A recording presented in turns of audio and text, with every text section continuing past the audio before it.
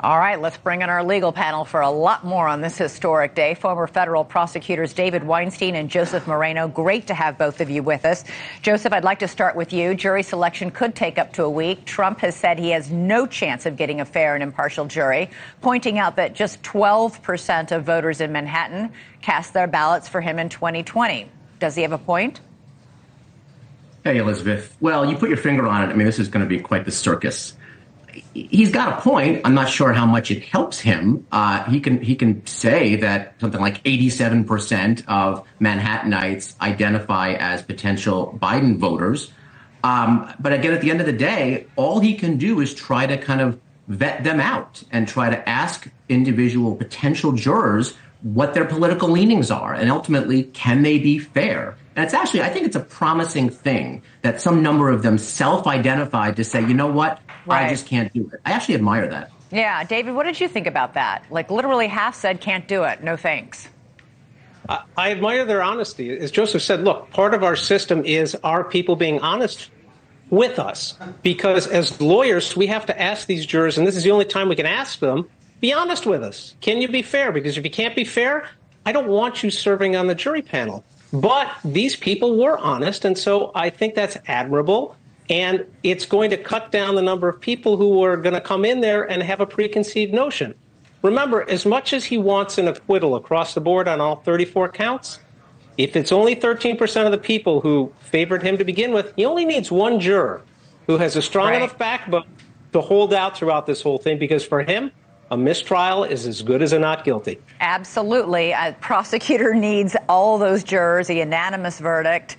Defense needs just one to say, not so fast, not so sure. Okay, David, Trump is charged with falsifying documents to hide a sex scandal with an adult film star. These felony charges bring with them a possible sentence of 4 years. Some legal analysts call this a, quote, Frankenstein case. They say it's basically a misdemeanor dressed up as a felony. Do you agree?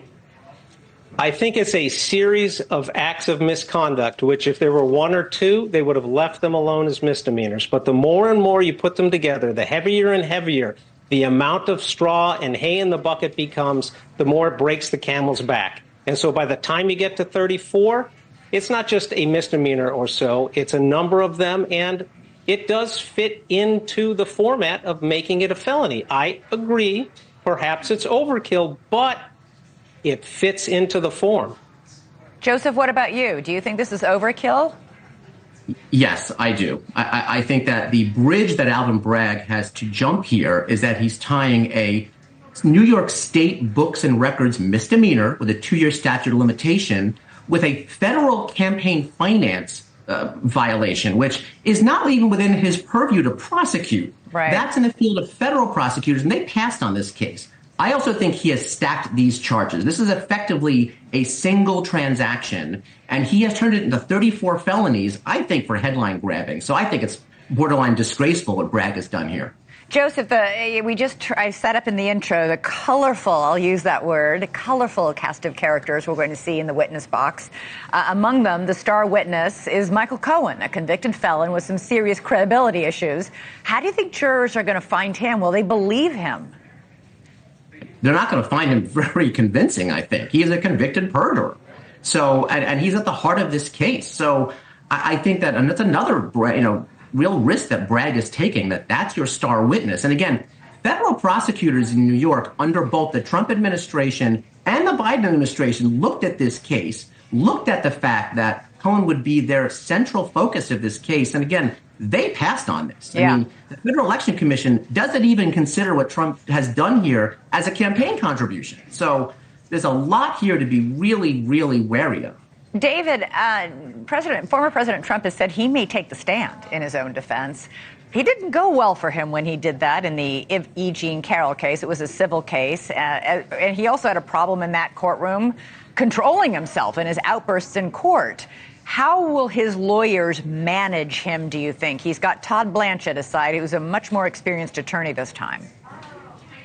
He is the biggest of all wild cards here. Look, he has a story he wants to tell. He is going to fight to tell that story. He believes that this is his opportunity to fight back against what he's calling a witch hunt, and they literally are going to have to sit on him to keep him from testifying.